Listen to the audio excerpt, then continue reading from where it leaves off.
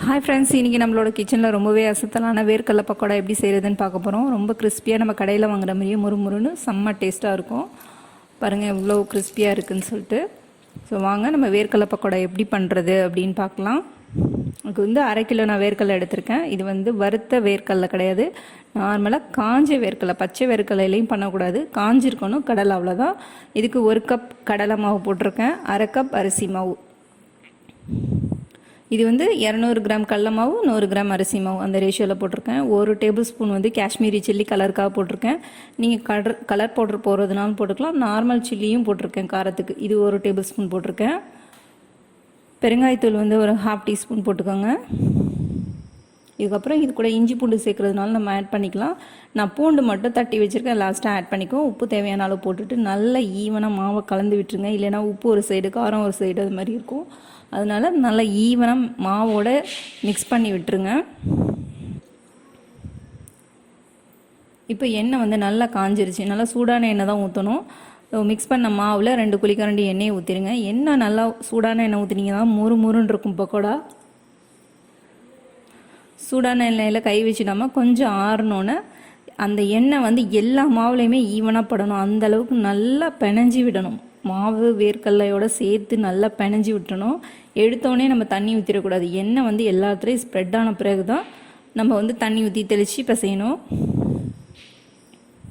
இப்போ தண்ணி நான் பிசைகிறேன், தண்ணி ஊற்றி. இப்போ தண்ணி வந்து எனக்கு ஒரு 1/4 டம்ளர் மட்டும்தான் தேவைப்பட்டுச்சு. தண்ணி மட்டும் அதிகமாக ஊற்றிடாதீங்க, நமக்கு உதிரியாக வராது. நம்ம வந்து பிடிச்சி நம்ம உதுத்து விடுற அளவுக்கு நம்ம தண்ணி ஊற்றினா போதும். இப்போ நான் லாஸ்ட்டாக தட்டி வச்சு பூண்டு சேர்த்துக்கிட்டேன். பூண்டு தட்டி இது மாதிரி போட்டிங்கன்னா அந்த வாசனை பொரிக்கும் போது சூப்பராக இருக்கும். கருவேப்பிலை வந்து ஒரு 4-5 கொத்து சேர்த்து இதையுமே பிசைஞ்சிட்டேன். இப்போ வந்து எண்ணெய் நல்லா காஞ்சிருச்சு. இப்போ நீங்கள் வந்து உதுத்து பார்த்தீங்கன்னா அப்படியே தனித்தனியாக அப்படி உதிரியாக வரணும். ஸோ அது மாதிரி நம்ம உதுத்து போட்டுக்கலாம்.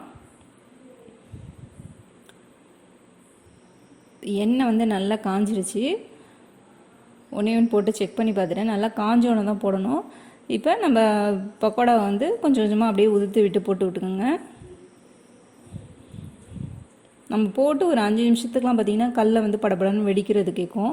அந்த மாதிரி அந்த பொங்கி வருது இல்லையா, அந்த பொங்கி வர்றது வந்து அடங்கினோன்னே நம்ம கல்லை நல்லா வெந்துருச்சு, கிறிஸ்பியாகிடும். அந்த ஸ்டேஜில் நம்ம எடுத்துடலாம். கல்லையை வந்து போட்டவொடனே திருப்பாதீங்க, போட்டு 2 நிமிஷத்துக்கு அப்புறம் திருப்பி விடுங்க. பாருங்கள் நல்லா தனித்தனியாக உதிரியாக வந்துருச்சு. அந்த பொங்கி வரதான் அடங்கிடுச்சு. இந்த ஸ்டேஜில் வந்து நம்ம கல்லையை எடுத்து ஒரு பேனில் போட்டுடலாம். அவ்வளோதான், நம்மளோட வேர்க்கடலை பக்கோடா வந்து நம்ம கடையில் வாங்காமல் ஹெல்த்தியாக நம்ம வீட்டிலே செஞ்சு கொடுத்துக்கலாம் பசங்களுக்கு. இதுக்கு எல்லாருக்குமே ரொம்ப பிடிக்கும் இந்த வேர்க்கடலை. ஸோ சூப்பராக நம்ம கிச்சனில் வந்து ரெடி ஆச்சு. நீங்கள் வந்து இதே அளவில் செஞ்சு பாருங்கள். செஞ்சு பார்த்துட்டு எப்படி இருக்குன்னு சொல்லுங்கள்.